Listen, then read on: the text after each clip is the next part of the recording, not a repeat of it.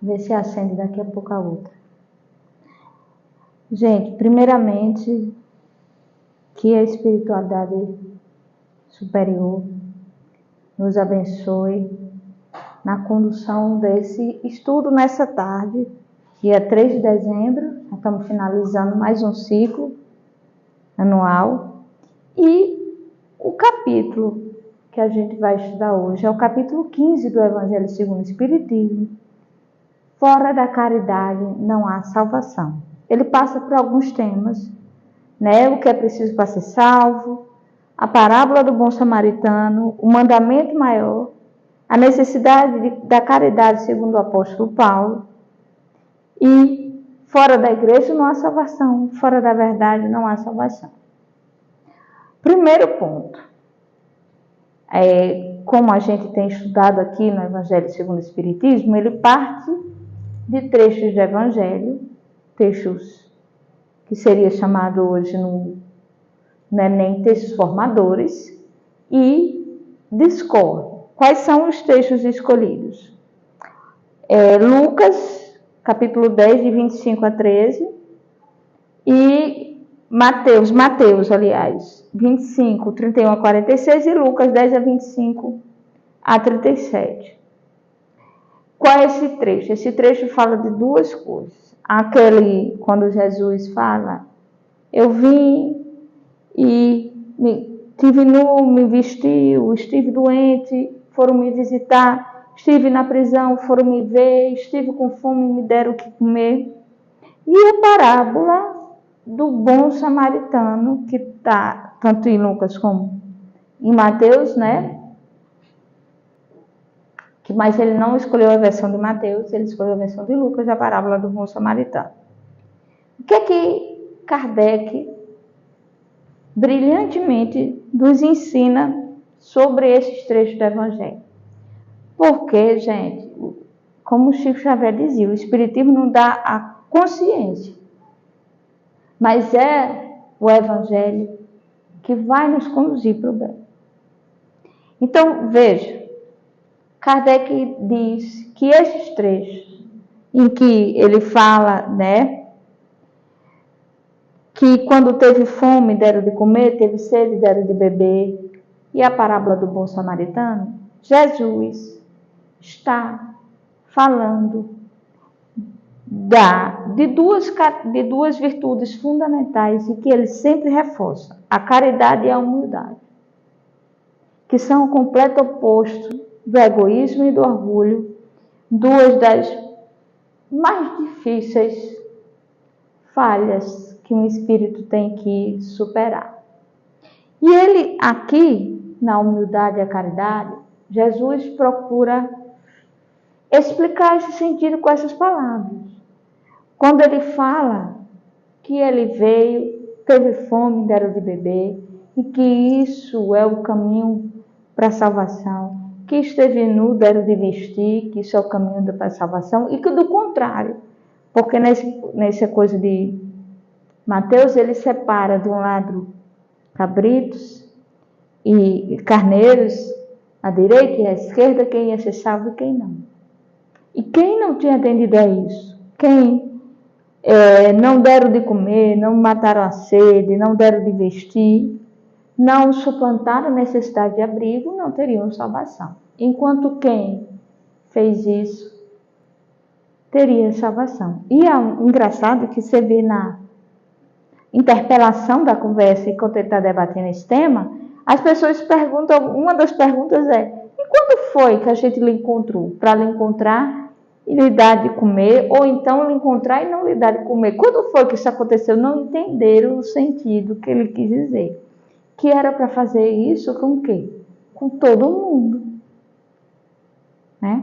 E a parábola do bom samaritano, que talvez seja um dos textos mais estudados do Evangelho em todas as correntes cristãs, é muito interessante porque é cheio de personagens muito característicos da época e traz o samaritano como o exemplo a ser seguido. Que à época, o samaritano, que vivia na Samaria, não era um povo bem visto pelos judeus. E, inclusive, ela é feita num contexto de uma grande caminhada de Jesus, em que ele resolve ir pela Samaria, que era mais longo, e não teve abrigo pelos samaritanos. E os apóstolos, alguns, se revoltaram contra isso. Estavam bastante chateados, atribuindo a todos os samaritanos, portanto, uma péssima hospitalidade, que eram todas péssimas pessoas. Porque não é assim? Às vezes a gente vai conhecer uma cidade, a gente tem milhares de experiências bacanas com outras pessoas. Mas você tem uma experiência ruim com alguém naquela cidade, com alguém daquela cidade, você associa todo mundo, né? Mais ou menos isso que fizeram. E aí, ao final dessa caminhada, Jesus, muito cansado, com sede, com fome, chega um doutor da lei, trazendo algo que era comum na comunidade judaica e que eu acho, inclusive, que deveria ser um hábito a ser retomado, que era o diálogo, debates de ideias. Era o doutor da lei, preste bem atenção aos personagens, era o doutor da lei, debatendo com o mestre da lei, e que mal sabia ele que era o nosso governador espiritual. E esse doutor da lei pergunta a Jesus o que é preciso para receber a herança da vida eterna. E Jesus responde, o que é que está escrito na lei? E o doutor da lei, que sabia disso de cor, salteado, porque repetia não sei quantas vezes por dia, pelo chamar, diz, amar ao próximo, amar a Deus sobre todas as coisas e amar o próximo como a mim mesmo. E Jesus respondeu muito bem. Faça isso e você viverá. Só que o doutor da lei não estava satisfeito com isso. Porque aí ele resolve perguntar a pergunta do milhão e que é o principal desse capítulo aqui. E quem é o meu próximo? E aí Jesus fala a parábola do bom samaritano, saiu de Jerusalém a Jericó, está cheio de simbologia, Jerusalém ligada à religiosidade, Jericó, característica de comércio, ou seja, desce de vibração, né? Uma pessoa não identificada, porque ele faz questão de não identificar. Um homem. E ele foi assaltado, despojado de tudo, agredido, sem roupa, sem tudo. E largaram no meio da estrada, ali, ao lado da estrada. Não tinha como identificar. Veja, não tinha como identificar, e preste atenção porque é importante esse detalhe. Desce o sacerdote, que era cheio de norma, de ritual, de tudo, não o ajuda. Desce o levita, que era quem fazia a parte prática do templo, que, portanto, seguindo o exemplo do sacerdote, mas também evitando criar embaraços para sua função, também não o socorre. Preste atenção que são personagens que ele faz questão de ressaltar. Sacerdote, levita, um homem não identificado. Certo? E o que é que acontece? Passa um samaritano, pega aquele homem não identificado, o coloca nos braços, coloca na sua montaria e o deixa numa hospedaria. E ainda deixa dinheiro para o dono da hospedaria para necessidades, eventual unguento, remédio, alimentação que ele precisasse. Aí Jesus termina essa parábola e diz, ele inclusive passa azeite, passa vinho nas feridas e tudo, conforme a parábola diz. E Jesus diz assim, quem é o próximo? Quem foi o mais próximo daquele que foi assaltado? E o doutor da lei, sem coragem de responder que era o samaritano, e dizer, foi o samaritano, disse, aquele que teve misericórdia para com ele. Ou seja, que agiu com misericórdia. Porque, gente, também era fato comum entre os judeus que amar a Deus, que com todo o seu coração, com todas as suas forças e com todo, inclusive, bens materiais, com toda a possibilidade de disponibilidade financeira, o que você puder fazer em relação a Deus, o que for possível. E quem foi que agiu assim? Que agiu, que ativamente socorreu o ladrão que não estava identificado. O ladrão não, o homem que não estava identificado. Foi o samaritano, que pôs em ação o amor próximo. Foi ele, através da misericórdia. Então, isso daqui, quando ele traz esses dois textos, é só para a gente entender que toda a moral de Jesus está baseada nisso. Na humildade e na caridade. Gente, se vocês perguntarem para mim o que é a caridade, eu vou responder com muita tranquilidade. Acho que é 866, né, do Livro dos Espíritos. Benevolência para com o próximo, indulgência para com todos, aliás, não com o próximo, para com todos, indulgência das falhas do outro e perdão das ofensas. Porque, gente, benevolência para com todos. E aqui a gente retoma um pouco a parábola. Nesta época de Jesus, existia um certo dissenso doutrinário e teológico sobre quem era o próximo, a quem deveríamos amar, a quem deveríamos socorrer. Existia uma corrente entre os teólogos judeus da época, hebreus, né, da época, que próximo era o irmão judeu. O próximo era o irmão judeu. Portanto, ele vai direto ao ponto quando ele coloca lá o homem que eu não consigo identificar. Porque como é que eu identifico o irmão judeu? Pela vestimenta. Só que ele estava despojado de todas as coisas, eu não conseguia identificar. Ele estava ali, desacordado, precisando de socorro, e eu não consigo identificar. O sacerdote passa, não vê a urgência, tudo bem, tem ritual de purificação, mas ele não vê a urgência de ajudar. Por quê? Ele não sabe que é judeu. E na maioria das pessoas, esse era o entendimento. O levita passa a mesma coisa. Ele não sente urgência nem de procurar como verificar o irmão abandonado na estrada após ter sofrido violência.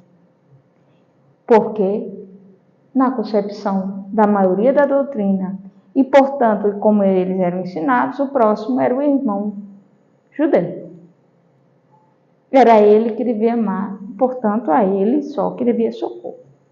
Só que já nessa época, existia um dissenso, uma discordância doutrinária que era minoritária, que era a posição do grande teólogo Hileu, do grande Rabi Hileu, avô de Gamaliel, mestre, Rabi de Paulo. Diz que nada é por acaso, né? E pela corrente de Hileu, próximo era todo mundo. Isso era devoção e amor, servindo a Deus. Mas essa não era a corrente geral. E você vê que quando Jesus...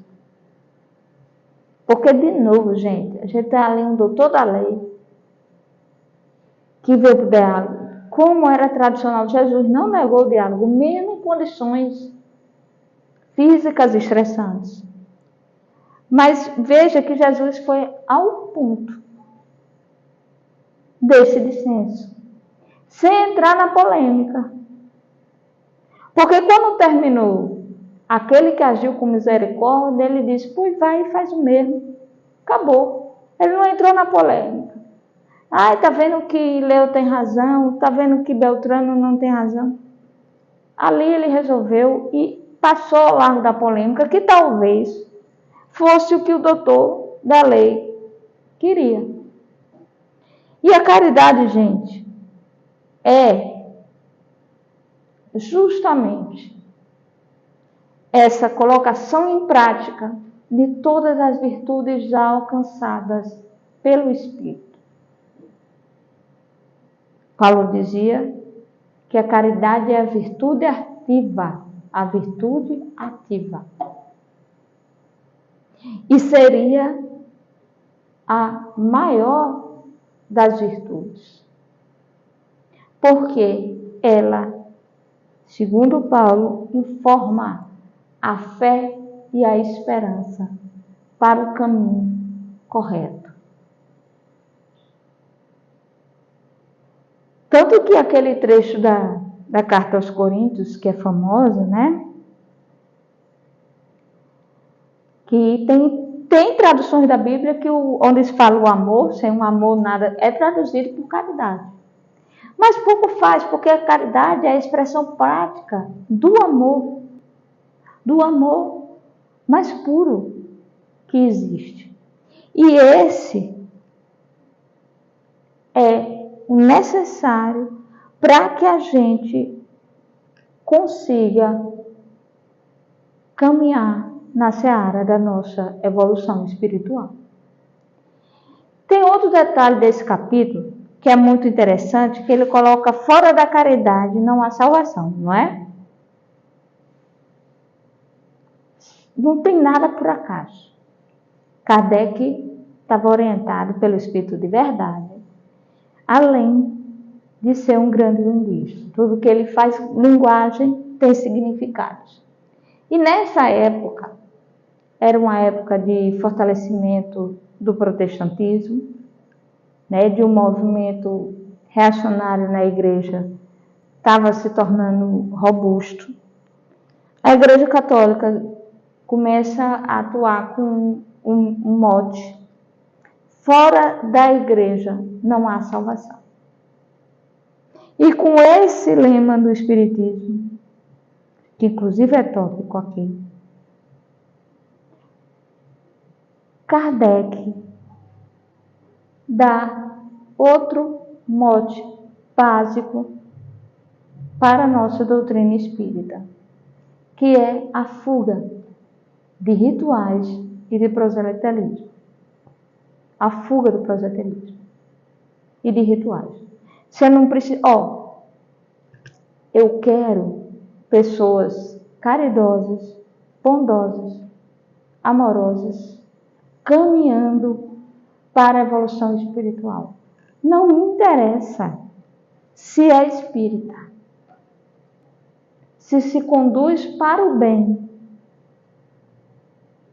Se conduz para o bem, com caridade, amor ao próximo, ela vai ter a salvação. Porque é isso, essa caridade que ele reduziu aí como a síntese de todas as virtudes, conforme o apóstolo Paulo também, que nos conduz para caminhar cada vez mais próximo da nossa evolução espiritual, cada vez mais próximo de passos largos que a gente precisa dar para a nossa evolução espiritual. Não é na igreja, não é em rituais. E ele usa, Kardec nesse capítulo, só uma observação, tem 2 tópicos. Fora da igreja não há salvação e fora da verdade não há salvação. Porque ele diz a mesma coisa. Quando eu digo fora da verdade não há salvação, também eu estou fazendo uma coisa no sentido de exclusão. Só quem acredita no que eu acredito, só quem tem o suposto privilégio da verdade é que vai ser salvo. E, inclusive, eu gosto muito de um vídeo de Porta dos Fundos, que é um vídeo antigo, que é Deus. Deus com Rafael Infante e Clarice. E esse vídeo é Deus está chegando, e ela faleceu e sai. E vai conversar com Deus. E esse Deus é um Deus que ela não estava esperando.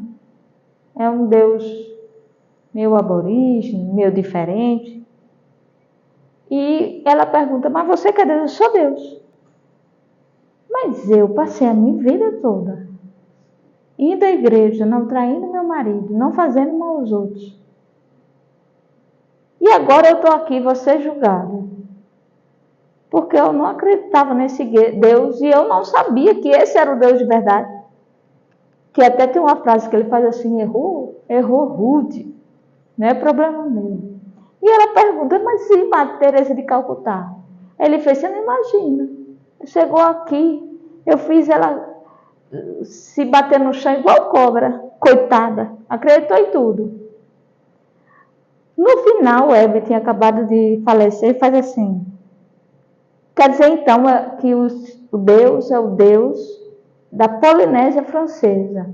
Ele faz, mas é a gente que não está sabendo dessa informação. Quer dizer, então, que a gente está perdido. Ele fez, está perdido. Então, todo mundo que não é da Polinésia Francesa vai para o inferno. Ele fez, menos Hebe Camargo. Tinha acabado de morrer, resolveram fazer uma homenagem, menos Hebe. De resto, vai todo mundo. Né? Aí veja, isso é cabível? Isso é coerente, esse tipo de raciocínio? Não.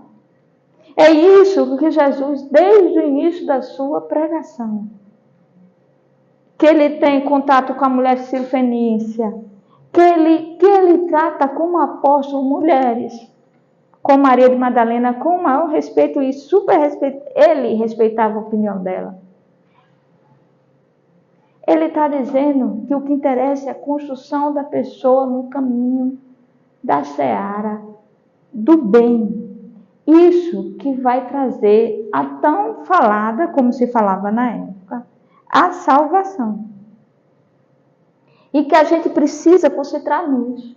E, gente, Kardec não falava isso, nem escrevia isso, simplesmente letra morta, não. Kardec assim o fazia. A Sociedade Espírita de Paris, criada por ele, tinha muçulmano, judeu, católico, protestante. E todos continuaram com as suas fés religiosas e estudando e trabalhando os livros que ele e as obras que ele produzia e as discussões que ele produzia. Uma coisa não excluía a outra. Porque não era a ideia de Kardec nenhum dogma religioso, nenhuma feitura externa, como não é de Jesus, que ele quebrava paradigmas com coisas chocantes, como eu estou dizendo, e tem entre seus seguidores mais próximos mulheres, que era um absurdo na época. Falar e consolar a mulher Sírio-Fenícia, que não era irmã judeia. Essa é a tradução do Espírito que Jesus veio trazer. E digo mais, tanto Kardec exemplificava isso, que ele dizia que o povo falava, o Espiritismo é a religião do futuro. E ele dizia, não. O Espiritismo é o futuro das religiões. Você pode continuar com seus preceitos religiosos que são importantes para vocês, mas vocês vão acreditar na vida, na reencarnação, em Jesus como governador espiritual. E uma coisa não interfere em outra. É o futuro das religiões. Gente, aí, vamos aqui para a gente finalizar. Tá, mas você disse que é muito importante, que informa a fé e a esperança, segundo Paulo, mas o que é caridade? Segundo a pergunta 866, beneficência, vamos lá. Para com todos, indulgência para com as falhas do próximo, perdão das ofensas. Porque, gente, se eu deixar de fazer o bem, quando eu posso fazer, tal qual o sacerdote que tinha, com certeza o sacerdote não andava só, tinha todo um aparato de gente servindo para servir ele, e ele simplesmente passa ao largo do homem abandonado à beira da estrada, que tinha sofrido violência. Como levita, se eu deixo de fazer o bem, eu já estou atentando, quando eu posso fazer com paz e tranquilidade, eu já estou atentando contra a lei de Deus. Se eu não tenho indulgência para com as falhas do próximo, eu estou trazendo para a minha cabeça a espada desse mesmo julgamento. Porque todos nós temos falha. Então eu estou trazendo essa mesma regra de julgamento para mim mesmo. E se eu não perdoo as ofensas, eu me mantenho amarrado a situações que eu podia ter perdoado e ter ido adiante. Porque perdoar, gente, não é dar uma alvará de soltura para quem me fez mal. Não é para isso que a gente perdoa. Perdoar é a gente se libertar daquela cadeia de acontecimentos. A gente se colocar ao lado dali. É para a gente que serve o perdão. Para que a gente consiga caminhar na nossa estrada de desenvolvimento espiritual ainda com menos amarras, menos circunstâncias para resolver. É para isso que serve o perdão. É isso que nos garante uma caminhada a passos maiores, a passos mais largos, para a nossa aproximação com Deus. Tá certo? Então, gente, nesse capítulo, que eu acho bastante interessante, Kardec, inclusive, faz uma observação sobre a caridade. Quando ele comenta a afirmação de Paulo, ele diz que, como Paulo coloca a caridade como a maior de todas as virtudes, por quê? Porque, segundo Paulo, para ser caridoso é preciso possuir todas as outras virtudes. Eu não consigo ser caridoso, eu não consigo ter a virtude ativa se eu não possuir todas as outras virtudes e conseguir colocá-las em prática. Porque também, quando Jesus, para falar de caridade, para falar de amor ao próximo, ele faz a parábola do samaritano, ele fala justamente em ação, em evitar a omissão. Por isso que ele trouxe o personagem que era, à época, odiado, que, inclusive, os apóstolos que estavam lá devem ter percebido, inclusive, o puxão de orelha, porque se lê o Evangelho, acho que é Tiago menor e João, pedem para Jesus pedir fogo do céu para incendiar as casas dos samaritanos porque negaram o abrigo.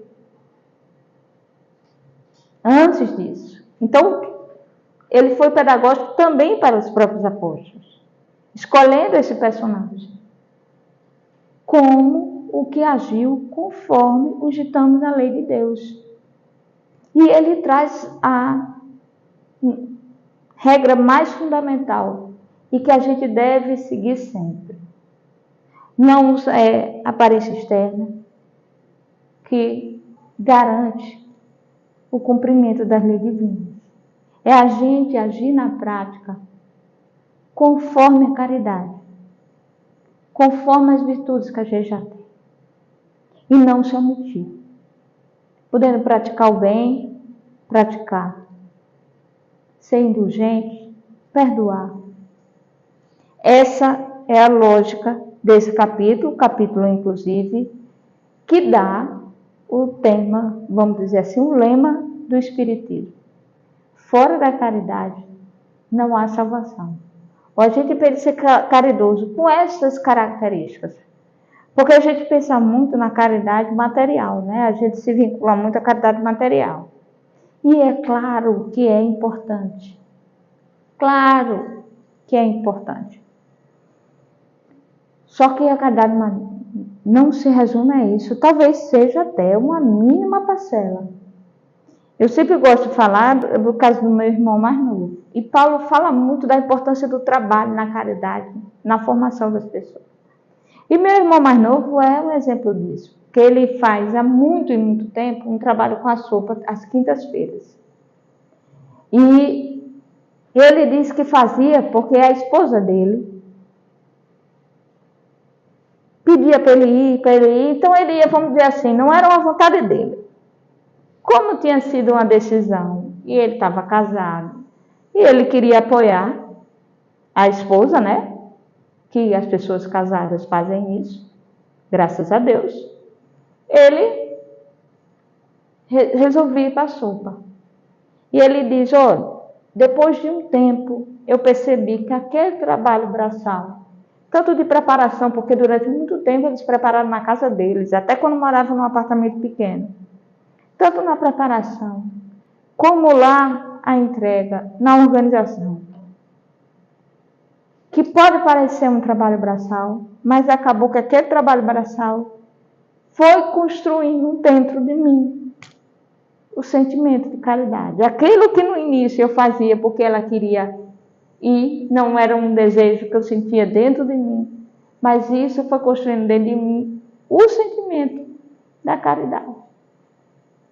Então, reflitamos sobre esse assunto, que é um assunto, para mim, um dos capítulos mais importantes do Evangelho, que traz vários aspectos. A parábola, a necessidade da gente construir as nossas virtudes e não esperar construções externas para que digam, foi para a missa, foi para o culto, né? Para que a gente tenha salvação. Para que a gente evolua espiritualmente. Muito obrigada. Agradeço a atenção.